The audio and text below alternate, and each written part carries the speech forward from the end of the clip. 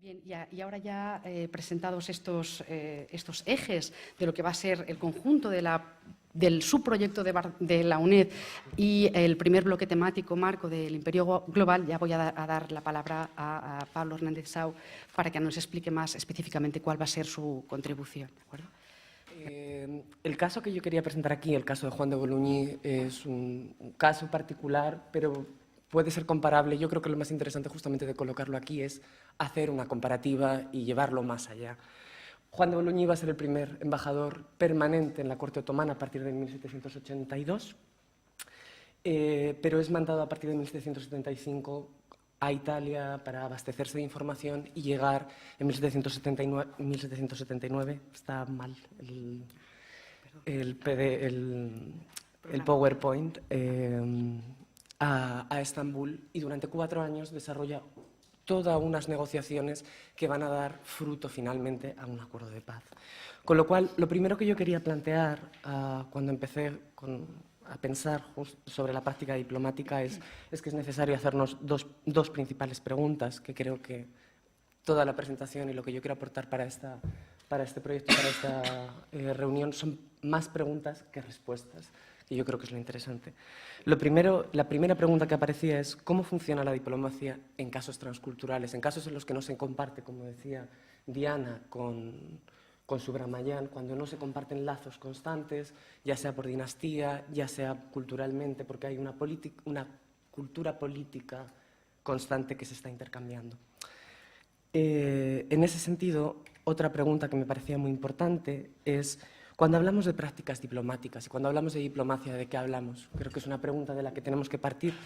y en ese sentido los estudios de historia global, sin hablar específicamente de diplomacia, han empezado a hablar sobre encounters, sobre encuentros, sobre negociaciones,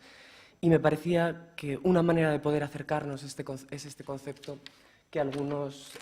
investigadores como Richard White han empezado a plantear de un middle ground, de la diplomacia como un proceso de creación de un espacio de negociación en el que hay diferentes willings, en el que hay diferentes agentes, en el que hay diferentes canales de comunicación. En ese sentido,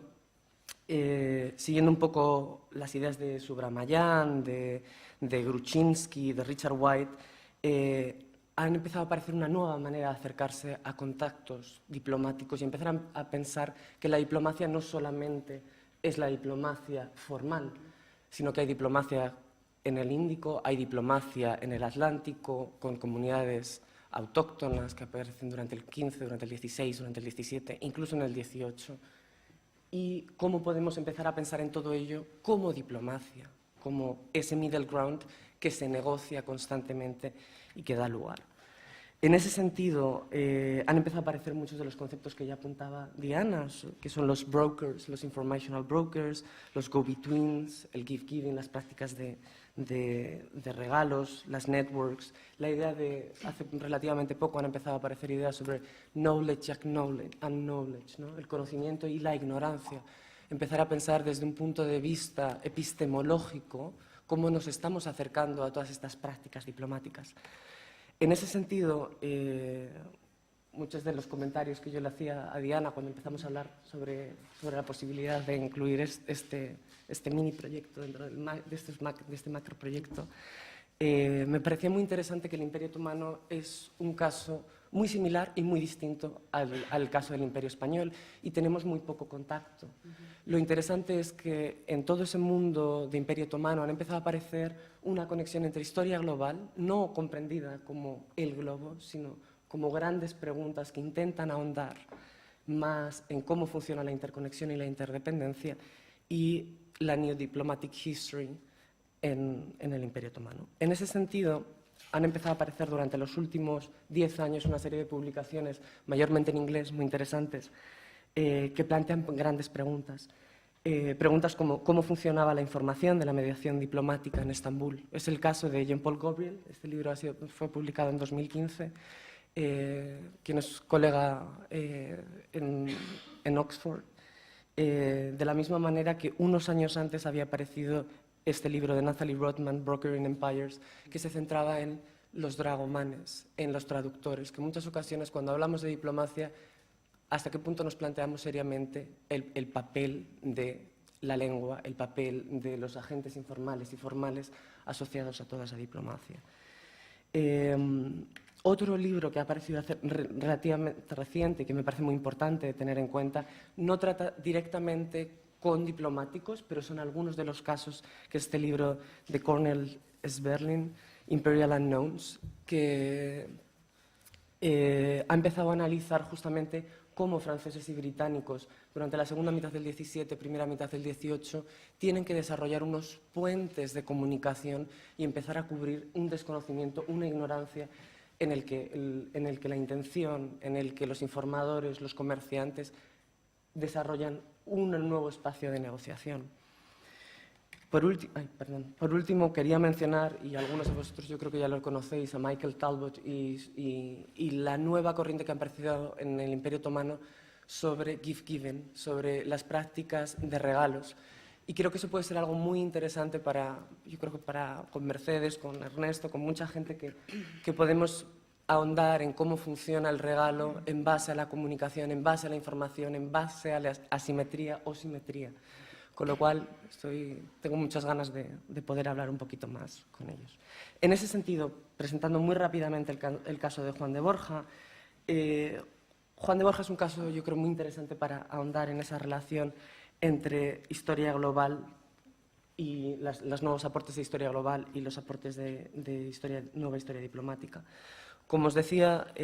Juan de Boloña iba a ser colocado como embajador ad hoc en 1777 por Floridablanca, va a ser enviado a Italia, pasa por Génova, pasa por Livorno, pasa por Venecia y finalmente llega en el 79 a Estambul, empezando un diario en el que nos cuenta diariamente cómo se produce toda una negociación, cuáles son los informadores, quiénes son los problemas diplomáticos y a partir de ese 82 tiene que establecer una corte constante en la que cuenta con múltiples actores, desde traductores, informadores en otros puntos de Europa, incluyendo incluso informadores en Asia, de la misma manera que va a empezar a desarrollar todos unos mecanismos para salvar el desconocimiento y la ignorancia. No es que no existiera conocimiento sobre el Imperio Otomano, pero cómo funciona la corte, quiénes son los agentes, cuáles son los miembros, cuáles son los consejos, qué significa una embajada de regalos o no. Es todo un proceso de conmensurabilización, como diría Subramayan, que es interesante analizar paso a paso y siendo consciente de cómo funciona. En ese sentido, Juan de Boloña iba a desarrollar todo un patronazgo material que tiene cierta visibilidad en Estambul. Seguimos teniendo el Palacio de la Embajada en un sitio maravilloso al lado del Bósforo. Desgraciadamente es un poco complicado seguir, pero me parece que es muy interesante meternos en todos unos debates de historia urbana, de sociabilidad, y en ese sentido Jean-Paul Gaultier ya ha hecho cierto trabajo con el caso del 17 y el embajador inglés. Por último, una parte muy importante y que yo creo que The Whisper of the Cities apuntaba muy bien es cuando hablamos del establecimiento de un sistema informacional, de la información, del conocimiento y del desconocimiento, ¿cuáles son los canales? Creo que es importante empezar a plantearse por ahí. En ese sentido, lo que yo quería traer para acá era un poco cómo podemos utilizar historia global y la nueva historia diplomática para el caso de la monarquía hispánica. Creo que es interesante desde un punto de vista de historia global empezar a plantearnos los diplomáticos no como una taxonomía de diplomacia, sino como diferentes procesos en los que tenemos procesos de asimetría, procesos simétricos y procesos asimétricos. Y cada embajada en sí misma es un proceso en el que podemos encontrar paralelos o podemos jugar a ahondar en ellos. En ese sentido, es muy interesante, yo creo que es coger todos esos conocimientos que la New Diplomatic History está empezando a aplicar en otros espacios, como es el Imperio Otomano o como es Inglaterra, como es Francia, que últimamente la historiografía ha desarrollado muchos casos, y empezar a ahondar sobre quiénes son esa multiplicidad de agentes, cómo influyen. Es interesante en el caso otomano que se va a enviar para España varios traductores, se va a mandar también un bibliotecario para la Real Biblioteca, se va a empezar a desarrollar toda una serie de proyectos. Como decía, creo que es muy interesante y muy importante empezar a localizar en el espacio dónde están estos agentes, cómo se desarrollan con su translocalidad, es decir, su relación con lo local, su relación con el espacio de envío y tal.